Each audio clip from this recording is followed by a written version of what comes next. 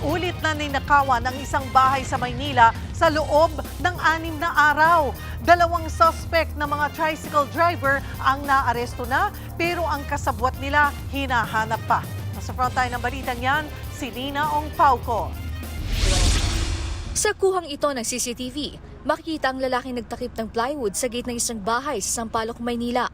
Nang makahanap ng tiyempo, lumusot siya sa maliit na butas sa ilalim ng gate para magnakaw. Sa kuha sa ibang araw, makikitang bumalik sa lugar ang suspect na isa palang tricycle driver. May kasabwat pa siya na kapwa tricycle driver.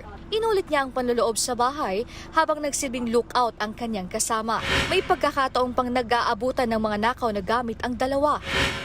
Sa investigasyon ng mga pulis, inulit-ulit ng mga sospek ang pagnanakaw sa loob ng 6 na araw. Nasa bakasyon noon ang may-ari ng bahay. Naabutan na lang ng may-ari na wasak na ang pinto at nawawala na ang ilang gamit sa bahay. Kaya humingi siya ng tulong sa mga otoridad. Doon na nireview ang mga CCTV at nakita ang pagnanakaw. Sa follow-up operation, naaresto ang 2 sospek sa harapan mismo ng bahay ng pinagnakawan nila.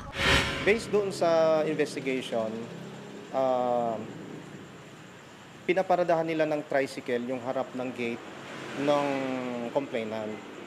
So, purposely para siguro hindi mapansin na pumapasok sila doon. And then, nanakawin na nila yung mga gamit palabas. Natangay ng mga sospek ang tinatayang mahigit 100 at 13,000 pisong halaga ng gamit gaya ng mga alahas, mamahaling relo, mountain bike, wallet at iba pa. Nabawi sa isa sa mga sospek ang jewelry box pero wala nang iba pang gamit. Umamin ang isa sa mga sospek sa pagnanakaw at may kasabwat pa raw sila. Hindi siya pumasok yung bunso. Sino? Yung bunso, yung hinahanap po nila. Ilan po kayo?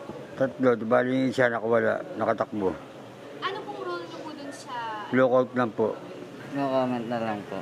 Patuloy ang manhunt operation sa isa pang kasabwat. Nakakulong na ang 2 naarestong sospek na maharap sa reklamong robbery. Nagbabalita mula sa frontline, Nina Ong Pauco, News 5. Mga kapatid, Cheryl Hosing po. Maging maalam at may pakialam sa mga napapanahong issue at headlines. Mag-follow at mag-subscribe na sa social media pages ng News 5.